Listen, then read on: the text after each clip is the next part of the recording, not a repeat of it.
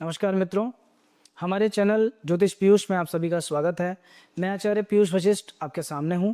एक बार फिर से हम लाए हैं वृश्चिक राशि वाले सभी व्यक्तियों के लिए साप्ताहिक राशिफल। तो आइए देखते हैं 23 से 29 जून का समय आपका कैसा जाने वाला है। एक बार चर्चा करेंगे ओवरऑल आपका समय कैसा है।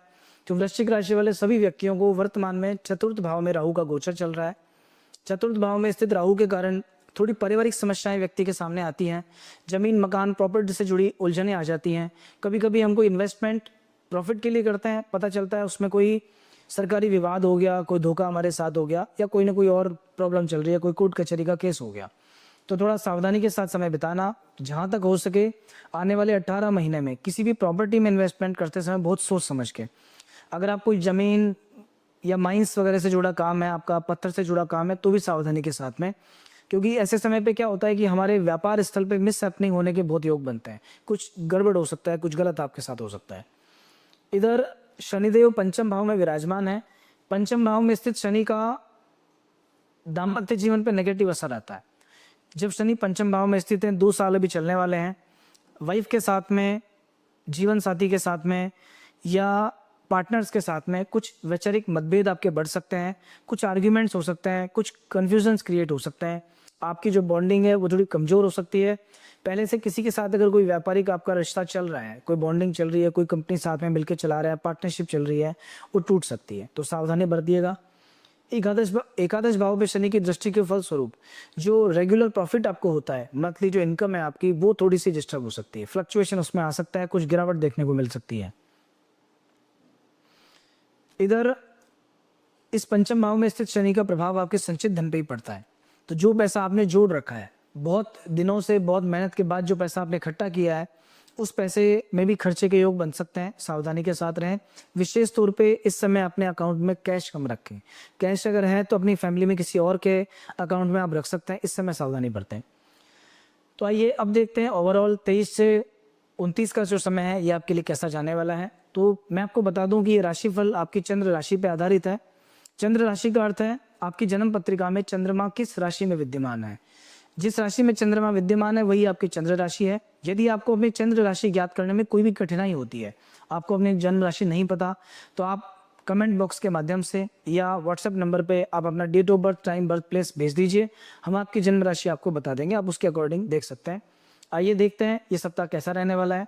इस सप्ताह की शुरुआत बहुत ही अच्छी रहने वाली है। सप्तम भाव में उच्च राशि के चंद्रमा विराजमान रहेंगे। वृषभ राशि में चंद्रमा बहुत ही अच्छा फल देने वाले होते हैं, विशेष तौर पे व्यापारी वर्ग को। तो सप्ताह की शुरुआत में आपके मन में पूरा उत्साह रहेगा, मेहनत के लिए आप तत्पर रहेंगे, शरीर आपका पूरा साथ देगा। किसी भी तरह की भागदौड़ आपको बहुत आसानी से आप कर लेंगे, बहुत इजी लगेगी। ये समय ट्रैवल करने का समय है। कहीं भी अगर आपका कोई मार्केटिंग का काम है, सेल्स का काम है, ट्रैवल का काम है, कार्य व्यवसाय के सिलसिले में आपको एक स्थान से दूसरे स्थान पर जाना पड़ता है। इन 2 दिनों में 23 और 24 तारीख में किया गया ट्रैवल आपके लिए बहुत ही अच्छा साबित होगा, व्यापारिक लाभ देने वाला रहेगा। किसी भी तरह का जॉइंट वेंचर, कोलैबोरेशन, पार्टनरशिप, ये आपको फायदा देगी। लॉन्ग टर्म हो या शॉर्ट टर्म, कोई भी काम ऐसा आप शुरू कर सकते हैं, आगे जाके आपको फायदा देगा। जो लोग टीचर्स हैं, टीचर्स के लिए या स्टडीज के फील्ड में लगे हुए स्कूल है, कॉलेज है, कोई और आपका संस्थान है, ऐसा आपके लिए बहुत अच्छा है। जिन लोगों का कैटरिंग का व्यवसाय है, फूड आइटम्स का काम है, लिक्विड चीज़ों का काम है, सफ़ेद चीज़ों का काम है, आपको ऐसा प्रोडक्ट बनाता है जिसकी बायर्स महिलाएं हैं ज़्यादा, तो ये 2 दिन 23 और 24 तारीख का समय आपके लिए अच्छा जाने वाला है। स्टूडेंट्स के लिए ओवरऑल ये समय कंसंट्रेशन का है। सप्ताह की शुरुआत में पढ़ाई के प्रति आपकी प्लानिंग बहुत अच्छी रहेगी, बहुत अच्छा टाइम टेबल आप बनाएंगे, पूरे जोश के साथ में आप मेहनत भी करेंगे और कहीं ना कहीं आपका जो भी टारगेट है, जो आपका लक्ष्य है, सप्ताह के शुरुआती 2 दिनों में आप उसको अचीव भी कर लेंगे। अचीव करने में भी आपको आसानी रहेगी। ओवरऑल ये भाग्य के सपोर्ट का समय है, मेहनत से आगे बढ़ने का समय है। 25 और 26 तारीख में अष्टम भाव में चंद्रमा विराजमान रहेंगे। एक तरफ तो अष्टम भाव के चंद्रमा, दूसरी तरफ अमावस्या का दिन। ये दिन आपके लिए बहुत सावधानी बरतने का समय है। अष्टम भाव में स्थित चंद्र और सूर्य माँ के लिए खराब होते हैं। आपकी जो माँ है, माता है, उनसे जुड़ी कोई खराब अशुभ समाचार आपके सामने आ सकता है, उनको कोई पीड़ा हो सकती है, आप किसी तरह की चिंता में पड़ सकते हैं, मानसिक उलझन हो सकती है, कोई स्ट्रेस का कारण आपके सामने आ सकता है। अगर आपको थोड़ा स्ट्रेस रहता है, नींद नहीं आती है, टेंशन, डिप्रेशन रहता है, तो मन में तरह तरह के ख्याल आएंगे और ये सब चीज़ें आपकी बढ़ जाएंगी, ये सारी प्रॉब्लम्स थोड़ा सा बढ़ जाएंगी। सावधानी के साथ समय बिताएं। अष्टम भाव में चंद्रमा अरिष्ट योग बनाते हैं। पानी वाले स्थान पे जाएं तो बहुत सेफ्टी के साथ जाएं। कोई दुर्घटना घटने का, पैर फिसलने का योग है। सीढ़ियों में चलते समय सावधानी बरतें। इस समय आपके लिए फूड पॉइजनिंग भी कभी कभी हो जाती है। जब ये अष्टम भाव में चंद्रमा रहते हैं 25-26 तारीख में, तो खाना पचता नहीं है। कोई गलत चीज़ खाने में बहुत सावधानी बरतें, गलत कुछ भी ना खाएं। जो आपके लिए सुपाच्य हो, बढ़िया हो, वही भोजन लें, वरना वो भोजन आपके 3-4 दिन खराब कर देगा, नुकसानदायक रहेगा। इसके बाद 27 और 28 तारीख में जब चंद्रदेव आपके भाग्य स्थान में विराजमान रहेंगे, स्वराशि में चंद्रमा की स्थिति रहेगी, ये समय भाग्य की सहायता से काम बनाने का समय है। इस समय किस्मत आपका साथ देगी। मुश्किल से मुश्किल कार्य आपको बहुत आसान लगेगा। पूजा पाठ में आपकी रुचि रहेगी। धार्मिक स्थलों की यात्रा हो सकती है। भगवान भोलेनाथ के प्रति विशेष विश्वास बढ़ेगा। आप अगर एक दुर्गा उपासक है तो माँ दुर्गा के प्रति आपका विश्वास बढ़ेगा। पूजा पाठ में नई उपलब्धियां आपको मिल सकती हैं। आपका समय धर्म और अध्यात्म की तरफ जाएगा। आध्यात्मिक लोगों से मुलाकात हो सकती है। धार्मिक स्थलों की यात्रा हो सकती है आपकी। कुल मिला के ये समय भाग्य की सहायता का है। अगर आप एक नौकरी पेशा व्यक्ति हैं तो अनायास कुछ प्राप्ति का समय है। जो आपके सबॉर्डिनेट्स हैं, जो कलीग्स हैं, जो ऑफिसर्स हैं, जो आपके बॉस हैं, सब लोग आपका मिलकर सहयोग करेंगे। आपके सबॉर्डिनेट्स की मेहनत का पूरा फल आपको मिलेगा।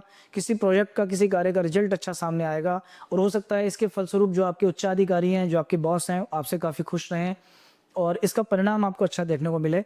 अगर आप एक व्यापारी वर्ग से संबंध रखते हैं, इस समय किस्मत की सहायता से बिना किसी प्लानिंग के बहुत अच्छा इन्वेस्टमेंट आपका होगा। डे टू डे लाइफ में अगर आप कोई रिस्की कार्य करते हैं जिसमें थोड़ा सा रिस्क है, पैसे का फ्लक्चुएशन बहुत ज़्यादा रहता है, तो उस कार्य से आपको इस समय प्रॉफिट महसूस होगा और ऐसा लगेगा कि किस्मत की सहायता से काम बनते चले जा रहे हैं। इसके बाद जो सप्ताह का अंत है 29 तारीख के दिन दशम भाव में चंद्रमा की स्थिति रहेगी। दशम भाव में स्थित चंद्रमा कार्य व्यवसाय से बहुत अच्छा प्रॉफिट देने वाले हैं, लेकिन केतु और चंद्रमा के कारण चंद्र ग्रहण योग बनता है, तो अपने बिजनेस में कोई भी डिसीजन लेने में बहुत सावधानी बरतें। एक छोटा सा निर्णय आगे जाके बहुत खराब स्थिति उत्पन्न कर सकता है, किसी तरह का नुकसान आपको दे सकता है। अग्नि से विशेष सावधान रहें। करंट से, बिजली से, ऐसी चीज़ों से सेफ्टी बरतें। व्हीकल वगैरह चलाते समय सावधानी बरतें। जमीन, मकान, प्रॉपर्टी के लिए समय ठीक नहीं है। मन में उत्साह पूरा रहेगा और इस समय भाग्य आपके साथ रहेगा। भाग्य की सहायता से आपके काम बनेंगे। ओवरऑल ये पूरा सप्ताह आपके लिए ठीक है। सप्ताह के बीच के 25 और 26 तारीख 2 दिन अगर छोड़ दिए जाएं तो निश्चित रूप से सप्ताह हर तरीके से आपका अच्छा जाएगा। इन 2 दिनों को भी अच्छा बनाने के लिए हमारा सजेशन है कि आप इन 2 दिनों में भगवान शिव के मंदिर में शाम के समय एक अच्छा गाय के घी का या किसी भी घी का एक दीपक जलाएं। थोड़ा सा इत्र भगवान शिव को लगाएं और यदि पंचामृत से स्नान करा सकते हैं तो बहुत अच्छा है। कहीं जाना नहीं होता है अगर आपका, तो घर से निकलने से पहले 5 संत महात्माओं को याद करके घर से बाहर निकलें, क्योंकि इस समय स्वास्थ्य के लिए समय खराब है। गाड़ी पर बैठने से पहले 3 बार नारायण नारायण का उच्चारण करें, उसके बाद जाएं और भगवान विश्वनाथ को याद करें। काशी विश्वनाथ का स्मरण करें, मानसिक दर्शन करें, ओम सोम सोमाय नमः का पाठ करें। अगर कुछ पढ़ना चाहें तो शिव चालीसा पढ़ सकता है। इन सब उपायों से आपका इस समय बहुत ही अच्छा जाएगा। ओवरऑल सप्ताह ठीक है। जय श्री राम।